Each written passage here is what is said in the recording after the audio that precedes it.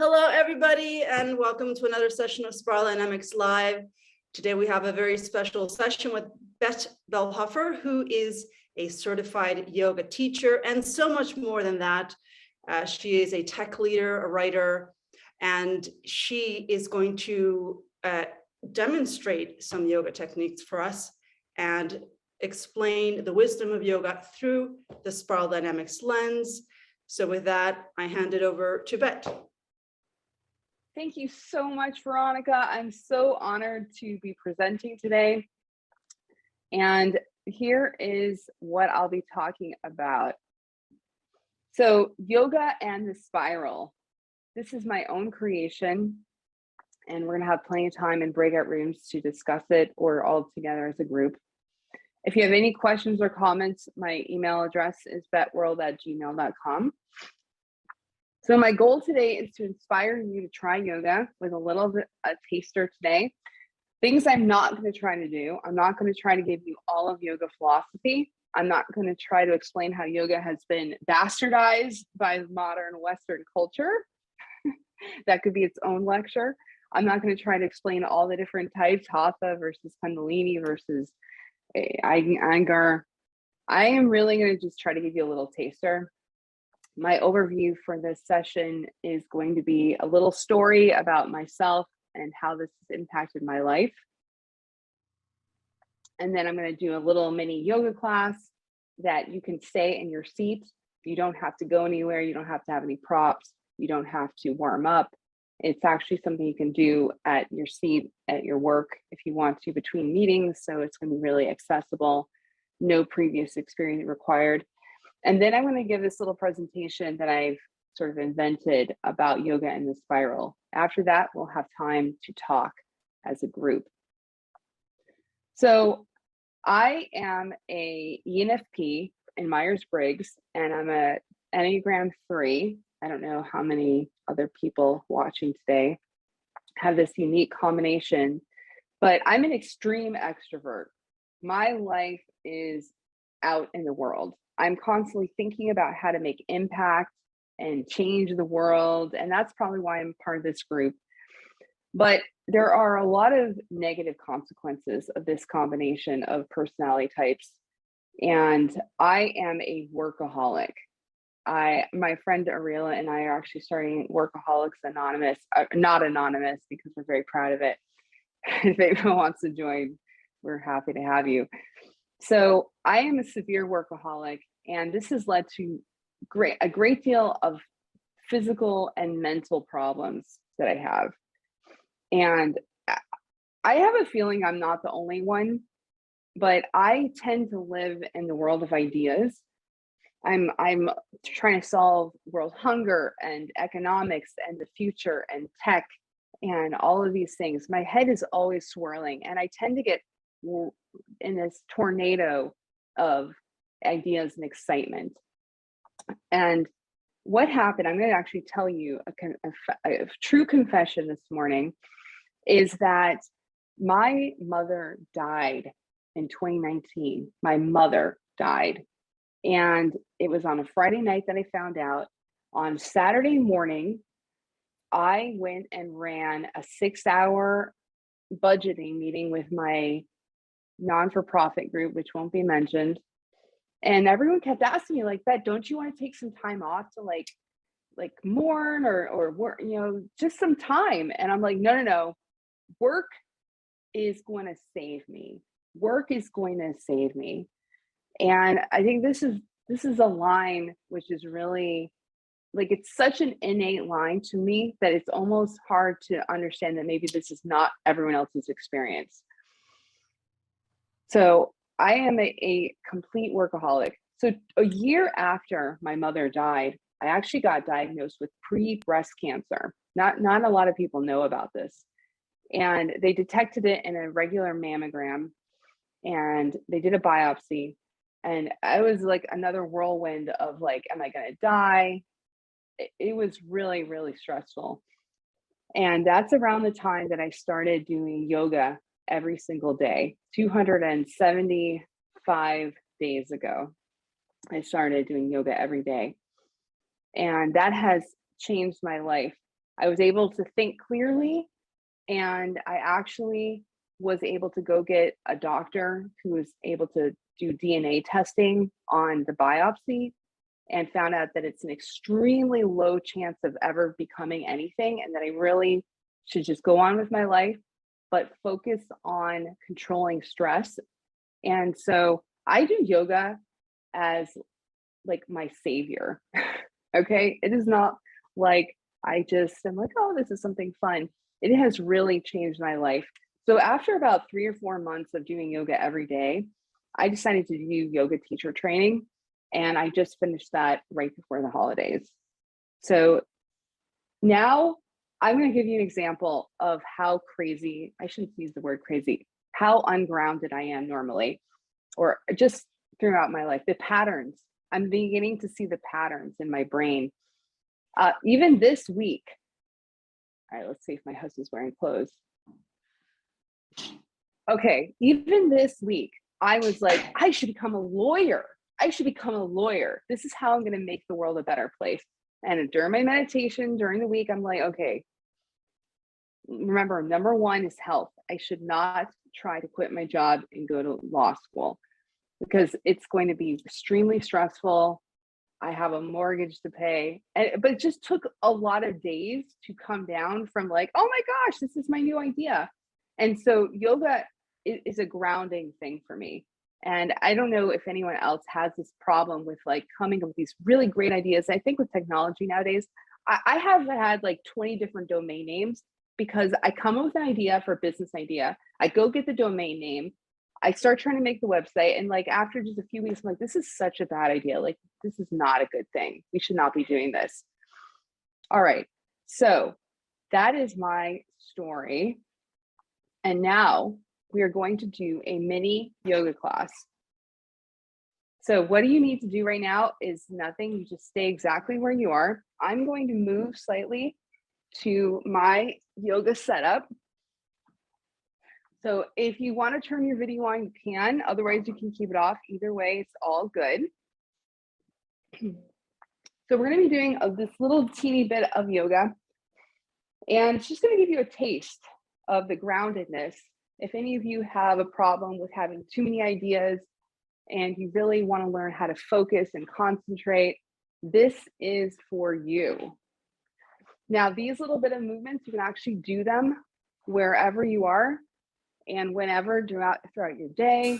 All right, come into a comfortable seated position. No matter where you're sitting, I want you to feel your sits bones really anchoring down. If you're sitting in a chair, feel your feet flat on the floor. Make sure you're comfortable. If you're on a couch, come to the edge of the couch. And I really want you to start to feel your body. Close your eyes. Take a breath through your nose and let it out through your mouth. In through the nose, breathing into your belly, out through the mouth. In through the nose, out through the mouth. Make some noise.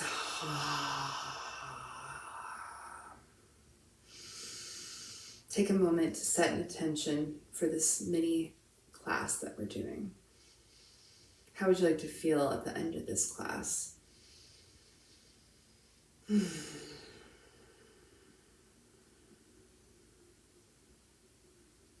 going to start off with a little bit of movement, Sufi grinds. On the inhale, move your body forward. On the exhale, move your body back.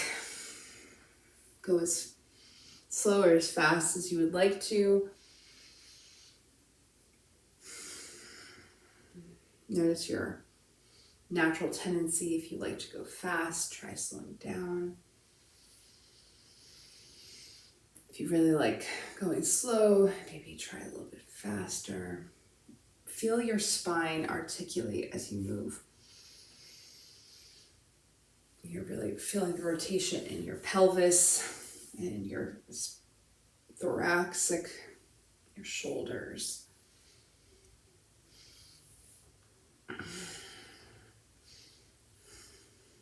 Around the other way. Breathing in on the way forward, out on the way back.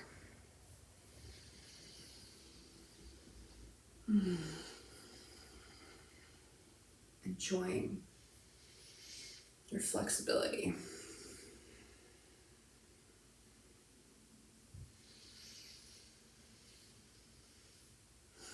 Come to center.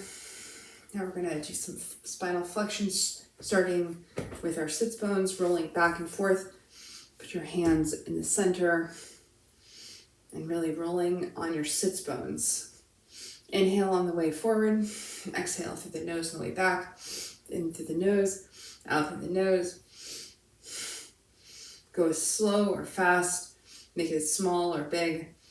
Just feeling the motion in your sits bones and your hips.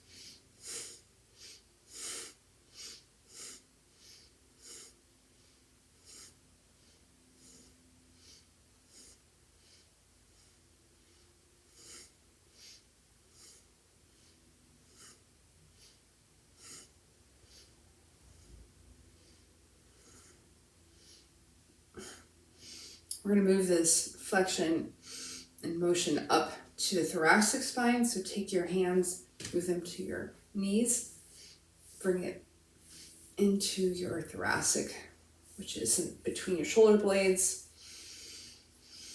Keep your chin level so that you're not rocking your head back and forth.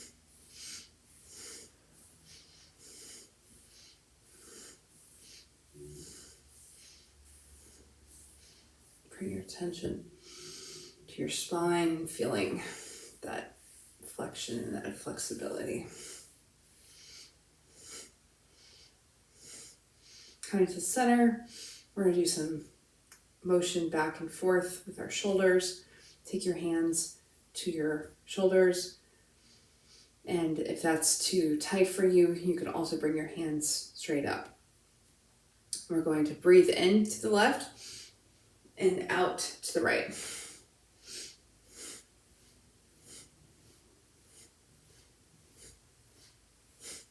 You can go slow or as fast as you like.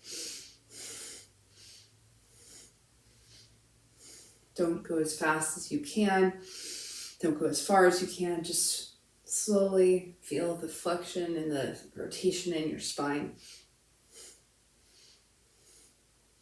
You might be very tight right now. And over this exercise, you can start loosening it up. Into the left, out to the right. Keep your eyes closed so that you don't get dizzy.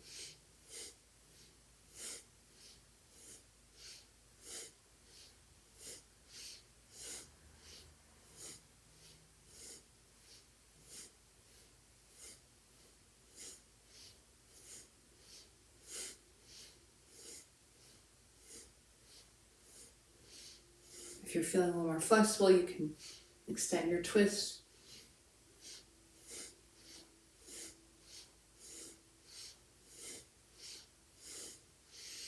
Come to the middle, take a deep breath. Put your arms down. Now let's do some shoulder shrugs. Again, doesn't have to be the biggest shoulder shrug of your life. Start off small, feeling how tight or loose your shoulders are this moment. Breathing in on the way up, out on the way down.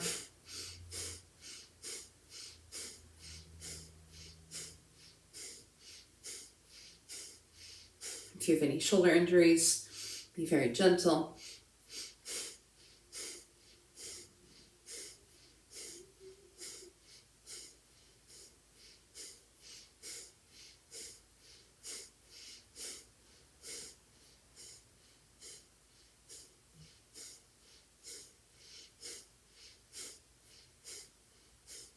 Squeeze up, take a deep breath. Squeeze, squeeze, squeeze. Relax, let it out. Let your breath out. Return your breath to normal. Just feel how much looser you are after just this little small set of movements. If you have any neck injury, just turn your head side to side. Otherwise, you can rotate your head, dropping it down just 3 times each direction.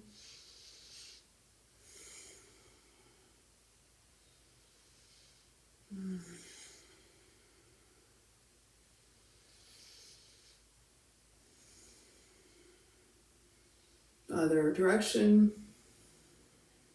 Doesn't have to be the biggest circle. Just gently opening up the neck.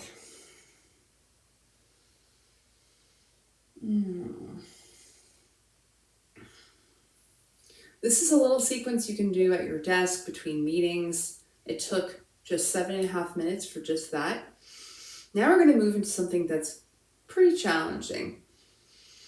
We are going to do a breath of fire with our arms in this Y shape. Our fingers are going to be pressed in like this with our thumbs extended. So our fingers are pulled in and our thumb is extended. Now let me teach you how to do the breath of fire. You're going to pant.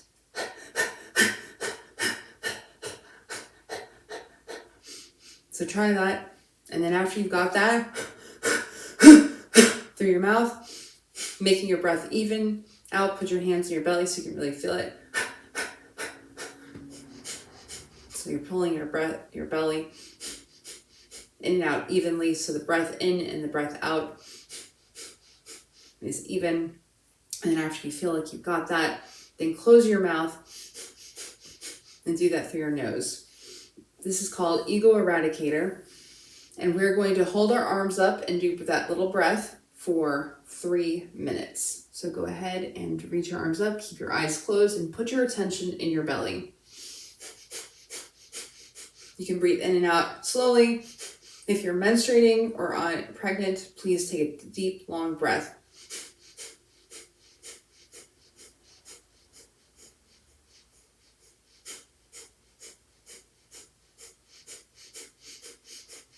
Ego Eradicator is really an experiment, a laboratory where you can listen to the voices that come up. So pay attention to see what kind of mental chatter comes up as you do this.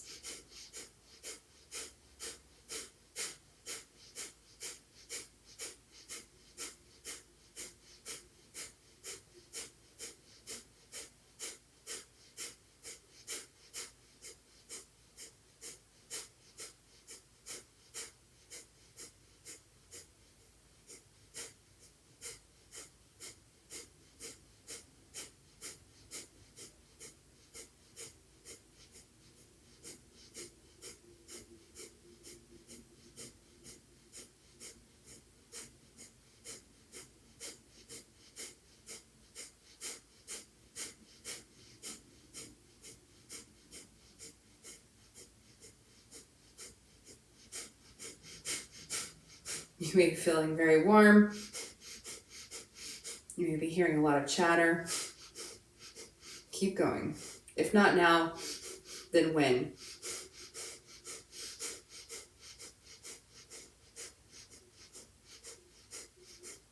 Keep your arms straight.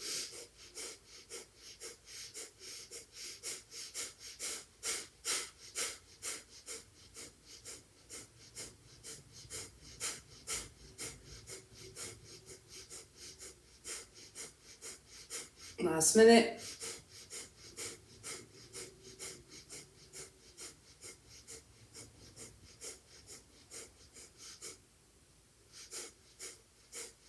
Keep your focus in your belly.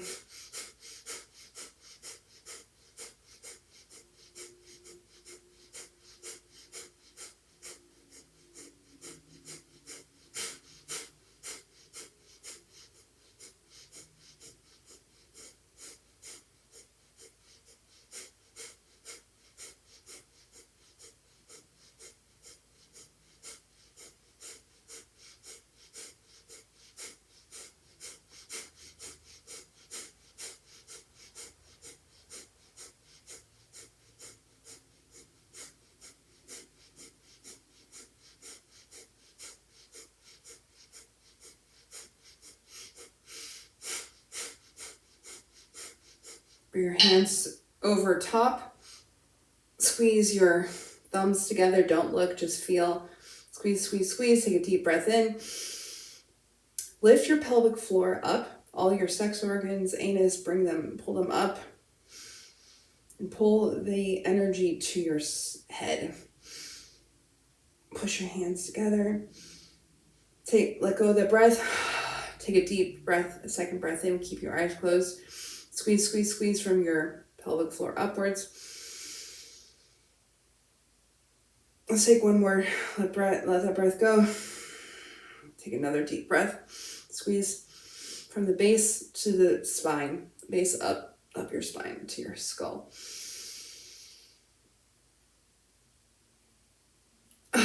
Bring your arms down slowly, moving through your aura.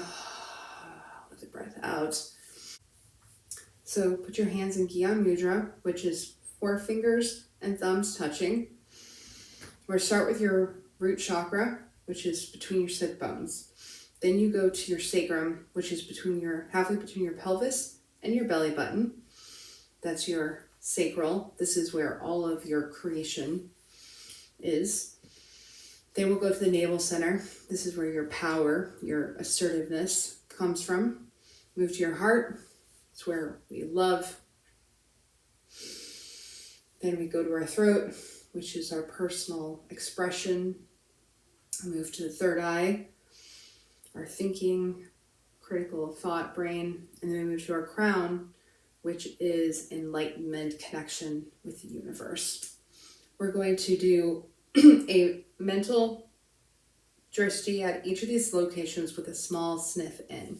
So starting with the root, moving up, moving up, moving up. And I'll lead you through this 3 times, and then we're going to continue this whole thing for 3 minutes. So starting at the root, close your eyes, take a sniff in let your breath out, and then take a sniff in for your root. 1 for your sacral, 1 for your navel, heart center, throat, third eye, crown. Holding at the top and feeling the energy in your head, your crown area. Letting all the breath out. Again, sniff in 1 for the root, 1 for the sacral, 1 for the navel, 1 for the heart, 1 for the throat, 1 for the third eye, 1 for the crown. Breathing all the way in, feeling the energy, letting it out. I'll lead you 1 more time, and then you're on your own. Root, sacral, navel, heart, throat, third eye, crown. On your own now. 7 sniffs in.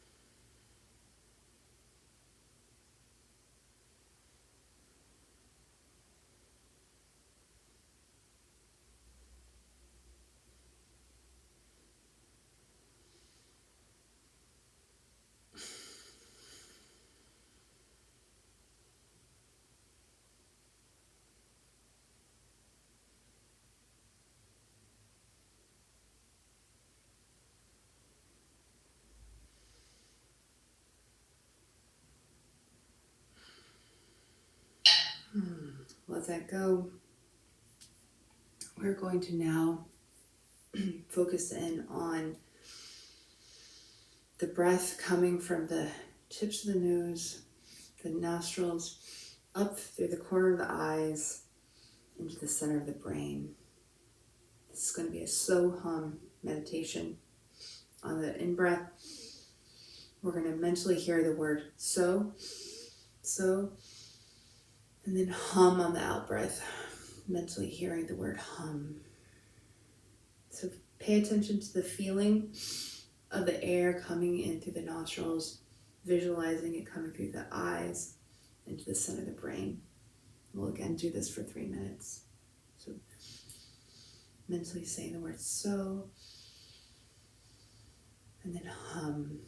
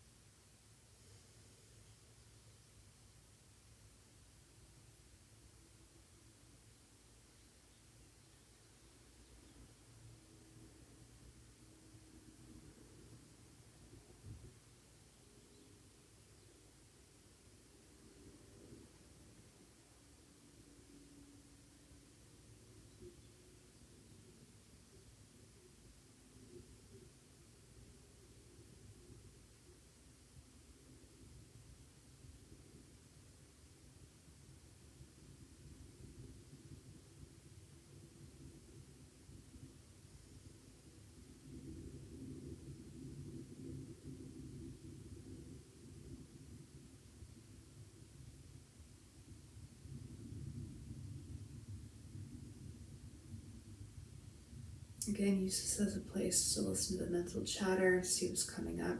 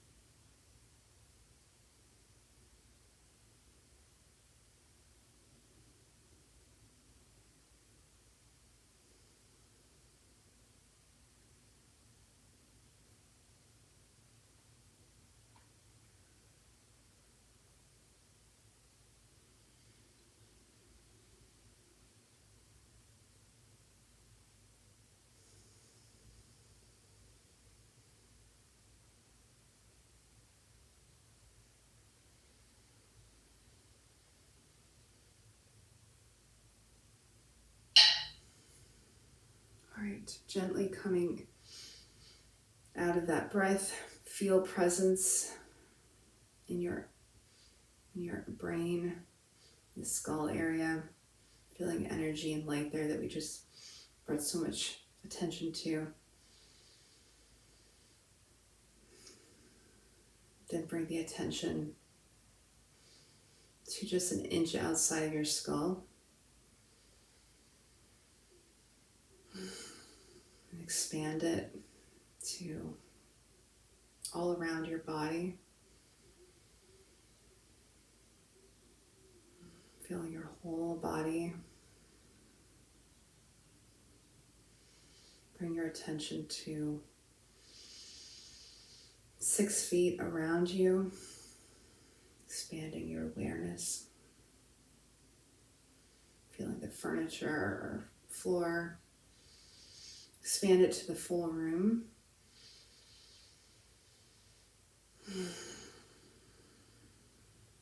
Expand it to your entire building, the home that you live in. Expand it to your neighborhood. Feeling the awareness of the people, the animals, the trees. Expand it to your full city. All the people going about their lives. Now feel your entire continent.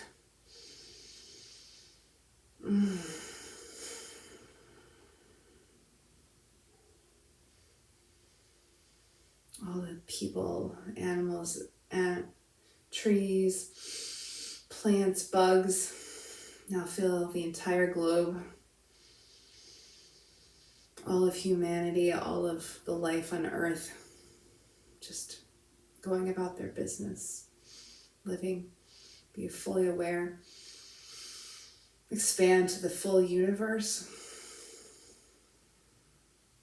the cosmos, the solar system, the galaxies, all the stars. Come back to yourself, feel your body. Bring your hands to your heart and bring your attention to your heart.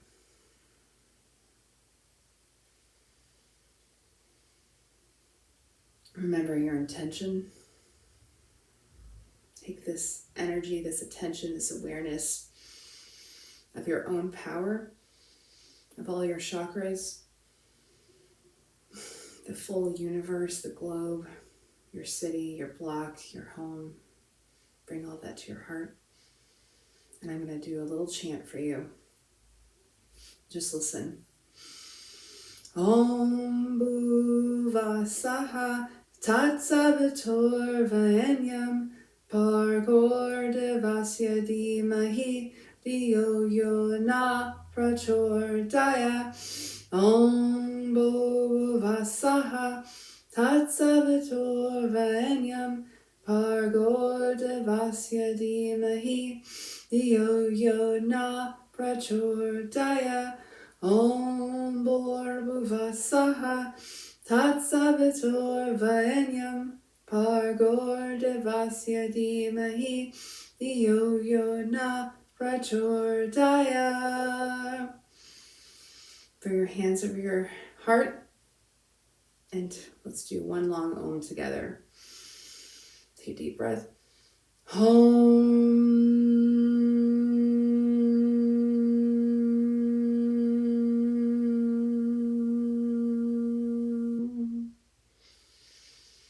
Namaste.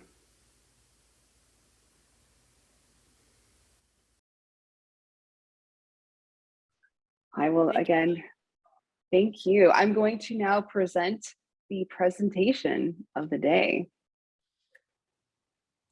So let's talk about the theory of yoga, the philosophy. So we just did the chakra meditation, and chakras are something that a lot of people probably think are not even like a real thing. And I think that's valid thought. But I've really started to appreciate them after this yoga teacher training. So I'm showing the picture right now of the chakras, and I think the colors may end up being confusing with the spiral dynamics colors, but we're gonna make it through this. So the root chakra, where we started our chakra meditation, is really all about security. It's about feeling safe. It is like the way we connect with the earth. And the sacral is the seat of our creative expression. If you think about where women have their babies, it is down here in their sacral. It is the ultimate creation. Personal power comes from the solar plexus, the navel chakra. Community love comes from the heart. And truth, the way we speak, when we bring our manifestation to the world, is through our throat chakra. Wisdom is coming through our third eye. And then enlightenment, connecting to the rest of the universe, to be part of the bigger picture is coming through our crown chakra. So I picked this meditation today so I could really help you feel or not feel the chakras. And I will be talking a little bit about that as we go along. Okay, I've created this really original mapping of the chakras to the spiral, and I would love to hear people's thoughts on this. So I think that the two base chakras really are rooted in purple, and I feel that in myself. Actually, I have, okay. So as I've consistently practiced yoga for 175 days now today, I have really started to feel the energy in my own body. As a crazy extrovert, absolute extroverted person, when people would tell me like, oh, do you feel this energy in your body? I would just be like, I have no idea what you're talking about. This is not a thing. You're making this up. This is some kind of woo-woo crap. I was very much like, I just didn't understand what they were talking about. But as I've been doing this yoga practice consistently, I now actually feel the chakra energy, and I really, really like it. And I'm able to leverage it actually for whatever it is I'm trying to get done. So each of the chakras has a different flavor. And I really feel this root chakras is feeling like the magic of the universe. So also there's this thing called Yoga Nidra, which I've been really getting into. It's a long Shavasana, a guided Shavasana, and they've put people in MRI machines, and delta waves are created during this Yoga Nidra. Basically, it's like being in deep sleep, but you are awake and alert, and you're able to leverage the power of the delta waves, which is healing to our bodies. So people have healed a lot of different autoimmune problems from doing Yoga Nidra.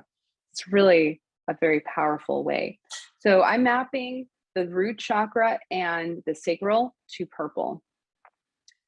And then moving up into red. So personal power comes from the navel in the yoga philosophy. And let me talk about this. So when you start having motion, having the ability to move your body without stiffness, the groundedness and the centeredness that comes from doing yoga, you just feel powerful. It's so powerful to be able to move quickly, to be able to reach for something without falling over. Ankles, keeping your ankles really flexible, keeping your hips. I love yoga because it's so practical. It's like, it's not some kind of theory that doesn't have a physical manifestation. So the physicalness of the yoga asana really strengthens you physically and then mentally also. So that's how yoga maps to the red. Moving up to chakra, heart chakra. I map this actually to blue because we're working in a community. There's actually two parts to this for me. So there's the consistent practice. Yoga is supposed to be very consistent. The Yoga Sutras say that devoted, consistent practice is the way to get benefit. And they do recommend that you do 40 days of any particular practice to actually know if it's working or not. So I think that's a highly disciplined point of view on it. And it's also community. It's very much about community. And you say namaste, which is like honoring the magic in you. So that's where I see the blueness of yoga. And then we move into the throat chakra. So I'm mapping throat chakra to both orange and to green, because I think, actually, I can just talk about it. So yoga, this Yoga Sutra is my absolute favorite. And the reason why is because, I'll read it to you. Pain yet to come is to be avoided or is avoidable. So the way I read this, I actually, I painted this with a reeler recently. So future pain is avoidable is like a way of slimming this down. Future pain is avoidable.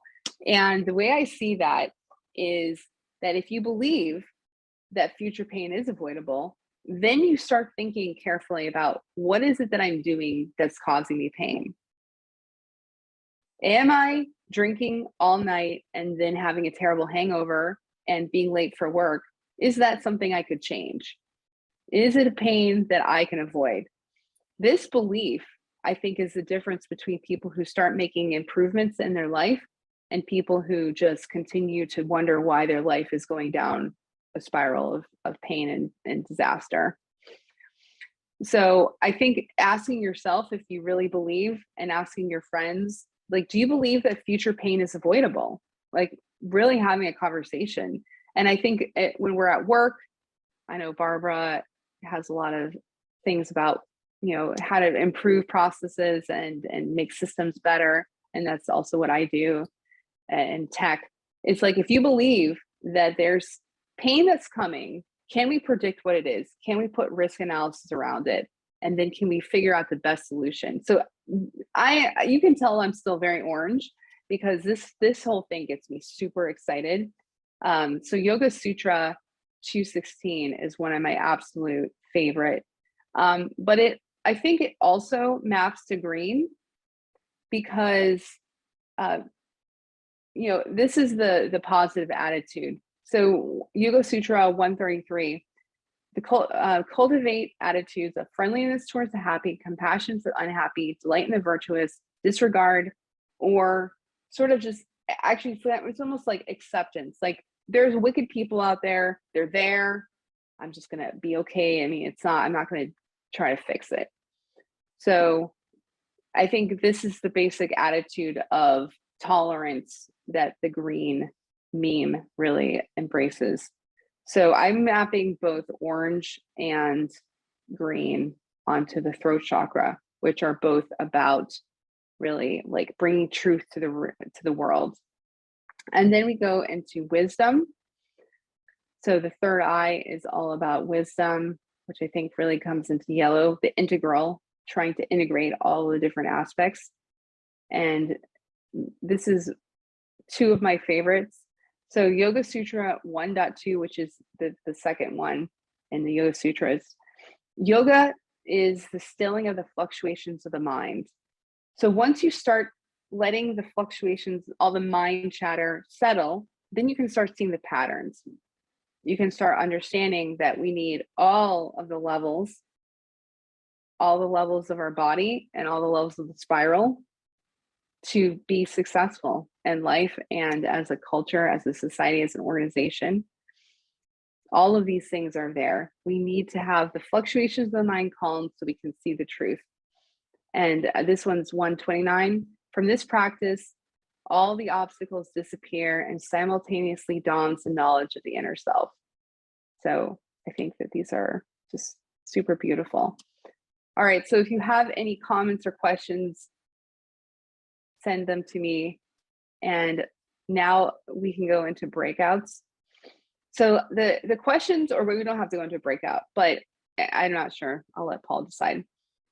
So the questions I would love for the group to discuss is, what's your experience during the class? I would love to hear everything from, that was complete BS, I don't know why you wasted our time, I could have been doing something important, to I'm now enlightened. Thank you, Bett, I'm now enlightened. Like, anything is great. So ego eradicator, I really want to hear how people like that. And did you feel any energy, or is it just like, you don't know what I'm talking about? And also would love to hear if people have any kind of other mind body practices. And there's like tons, Tai Chi, Qigong, whatever you have, I would love to hear. So please share, and whatever the benefits are. Okay, so I'll paste these questions in the chat.